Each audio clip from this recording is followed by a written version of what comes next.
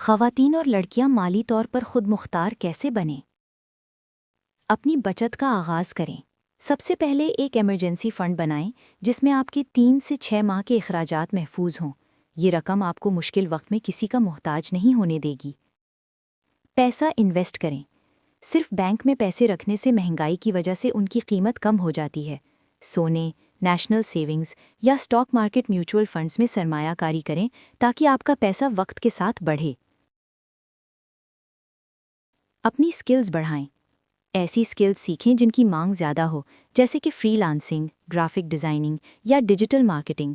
اپنی آمدنی کے ایک سے زیادہ ذرائع پیدا کریں۔ بجٹ بنانا سیکھیں۔ فضول خرچی اور برانڈز کے چکر سے بچیں۔ ہمیشہ اپنی آمدنی سے کم خرچ کریں اور بچنے والے پیسوں کو دوبارہ انویسٹ کریں۔ مالیاتی امور یعنی فائنینشل معاملات سے متعلق تعلیم یا معلومات، ٹیکس، بینکنگ اور بچت کے سرکاری منصوبوں کے بارے میں معلومات حاصل کریں۔ پاکستان میں خواتین کے لیے مخصوص بینک اکاؤنٹس اور اسمال بزنس لونز یعنی قرضہ اسکیم سے فائدہ اٹھائیں۔